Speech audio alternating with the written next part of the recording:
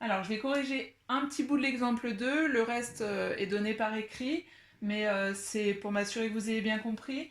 Alors, pour l'exemple 2, question 1. D'abord, on vous demande P de x égale à 1. P de x égale à 1, comme pour toute loi à densité, ça vaut 0. Ensuite, P de x plus petit que 1,3. Alors moi, je vous conseille de toujours faire un schéma, au moins dans un premier temps, parce que si vous ne faites pas le schéma, vous n'arriverez pas à calculer ces probabilités. Donc on est dans le cas d'une probabilité qui n'est pas entre deux bornes, donc il faut s'y ramener. Donc la première façon de faire, c'est se dire que ici, P de x plus petit qu'1,3, c'est cette r qu'on doit calculer. Donc c'est d'être entre moins infini et 1,3. Donc la façon moins précise, c'est de dire que c'est P de x entre moins 10 exposant 99 et 1,3. Maintenant, il serait mieux de faire la manière exacte. Donc la manière exacte, c'est de décomposer cette r en deux. On va d'abord prendre la moitié ici qui vaut 0,5, la moitié de l'air sous la courbe, plus ce bout-là. Et ce bout-là, c'est la probabilité d'être entre 0 et 1,3. Et donc là, on prend la calculatrice, on fait soit NCD de moins 10 exposant 99, 1,3, soit 0,5 plus NCD de 0, 1,3.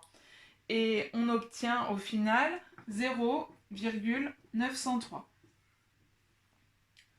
Le deuxième qui est demandé, c'est P de x plus grand que 0,22. Donc on fait la même chose. On va mettre le 0,22 ici.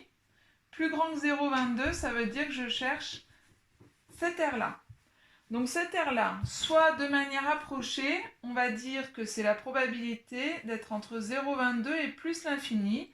Et donc je vais remplacer mon plus l'infini par un 10 exposant 99.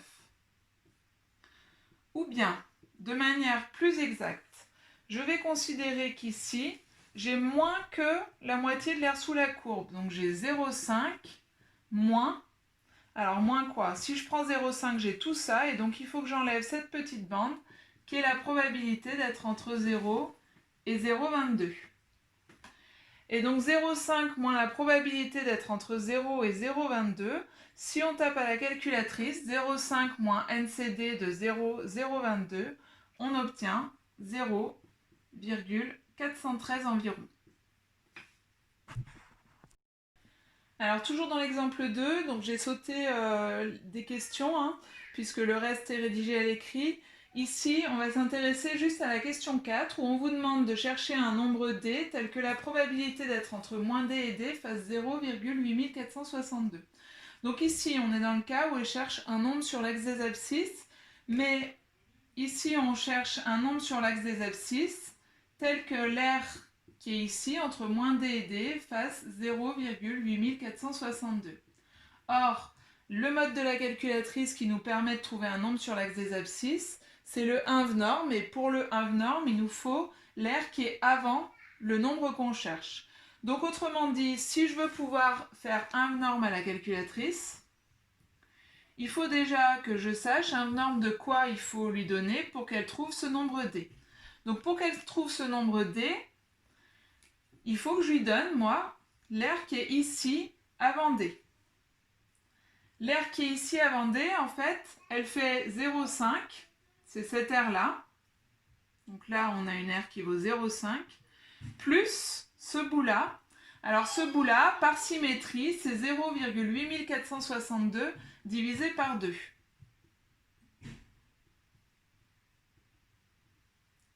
Et si je fais 0,5 plus 0,8462 divisé par 2, j'obtiens 0,9231. Du coup, ça veut dire que pour trouver ce D, il faut faire un norme de 0,9231. Parce que l'air qui est ici assuré en vert fait 0,9231. Et j'obtiens du coup un petit D qui vaut environ 1,426.